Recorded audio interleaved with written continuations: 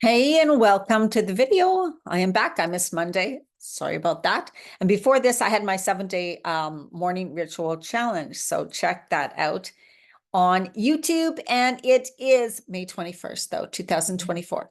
Not sure when you're watching the rest of it. All right, let's get started. Okay. Good morning to those watching it in the morning. The card I pulled today is the Four of Cups. And it looks a little sad. And it's kind of how I feel sometimes. I am the type of person, not sure about you, but I get kind of bored with things if I'm doing them for too long. I can get really excited about certain things, and then I'm like, oh, the excitement dies because I'm somebody who's multi-passionate, love trying new things, love doing new things, love experiencing new things. Are you with me? Are you like that? Let me know in the comments. You may not be, but everybody's different, right? And that's the great thing. And once we learn to embrace that, I used to think, oh, when I was growing up, I mean, because I would change things all the time, I'd be really passionate about one thing, then another thing, then another thing. People would think I was a little flighty, that I couldn't be serious about something, that I wasn't really responsible. It was like, you can't really stick to things. What's she up to next? Right? But later in years, I'm like, I accept it. I think it's great. I have tried and learned so many amazing things, and I have experienced so many amazing things in my life. So if you're like me, don't feel bad about it. Embrace it. Be proud of it. Be happy about it. So the message here and the little affirmation is, I see the fullness and richness of my life. So again, we have these periods when we seem a little bored and a little flat and a little like, oh my God, is this all there is, kind of. But we get to also look at our lives in a different way. It just means, wow, we're looking at it in one way. So we need to change our perception instead of being, oh, what's next? Now I'm bored and thinking this is it. No, it's just like a new adventure awaits. Something new is awaiting you. It can be good. It can be exciting. It's something to look forward to. Oh, salad on a tooth. So the message in this is, if you are finding yourself bored, unsatisfied, or frustrated with your current situation, know that you are likely missing the vibrant landscapes that are present in your life now. They lie just beyond your peripheral vision. And that, again, is open up to possibilities, open up your perception, change your perception about things, look at things differently, start to look at what's good and what's exciting and what is there for you and what you can move into instead of, notice extraordinary opportunities. Call in. I'm calling in a new opportunity for me. I am now choosing that something new is coming into my life, and I'm so excited about it. I'm so happy to see what is next for me. That's one of the lines that I love to hear, that I love to say. I am so happy to see, or I'm so excited to see what is next for me.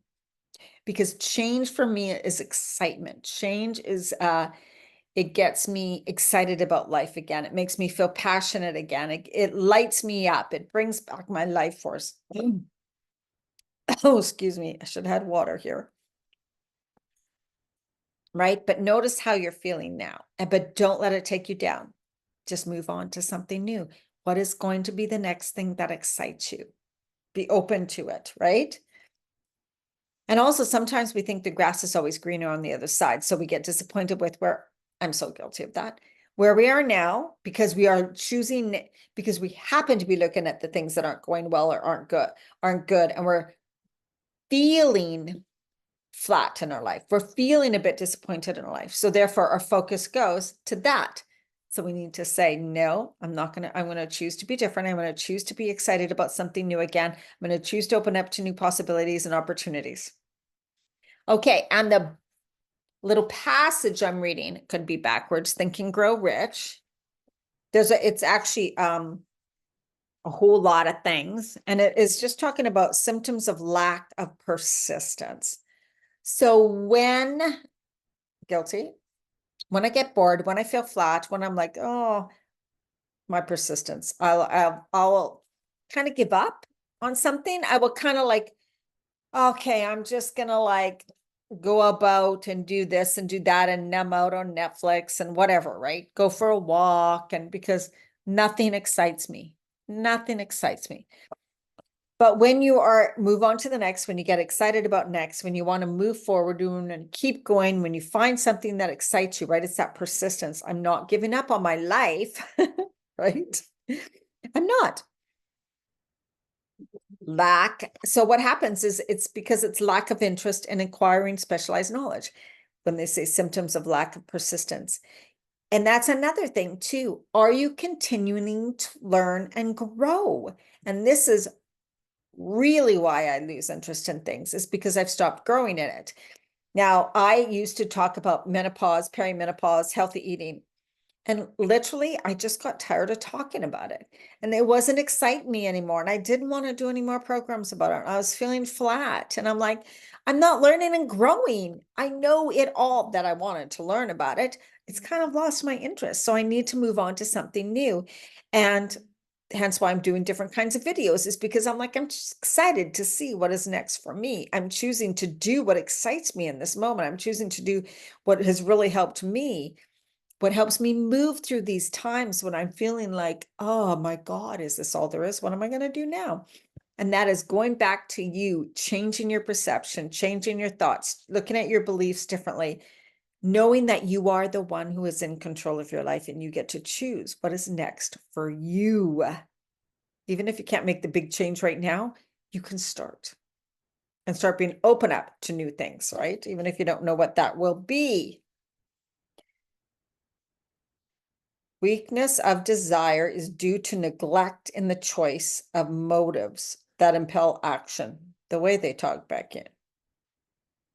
Weakness of desire is due to neglect in the choice of motives that impel action. Right? It's like, that's exactly, we get moved and motivated and inspired to take action when something excites us, when you can find something that's going to excite you.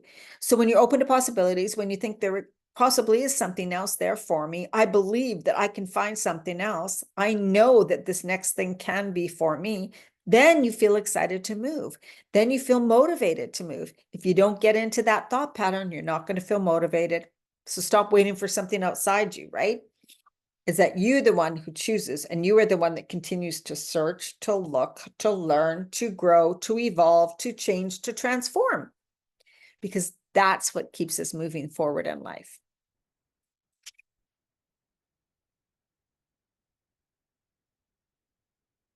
Yeah. And some of these things in this book, it's a good book, but it's really old now, and the language I'm just not a fan of.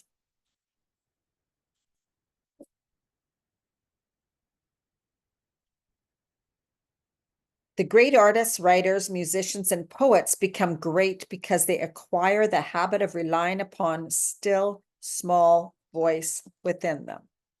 Well, there you go, right there. And sometimes it's like, I don't hear a voice. I don't hear anything. I can't. And I go through these days. That can happen if you're really stressed, if you're really trying to force, if you're desperate to find out something, if you really want an answer, if you're like, come on, that will quiet the voice. So it's got to come from a place of, so often I'm busy doing something, going about my life, listening to something that brings up my awareness and my positivity a little bit.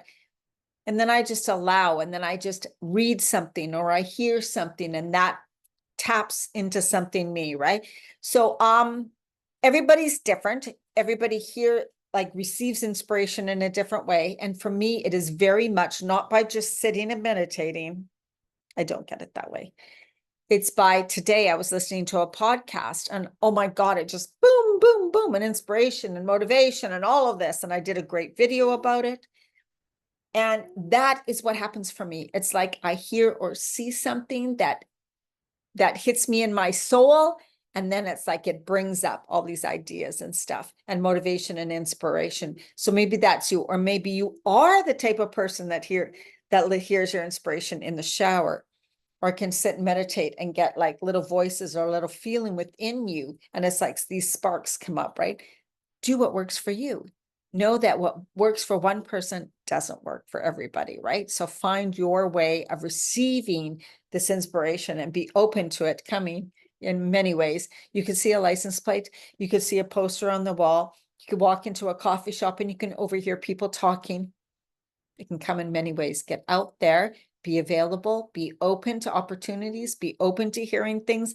Know that you are always guided and supported, and ask for guidance. Ask. All right, so much love to you. Have an absolutely amazing day.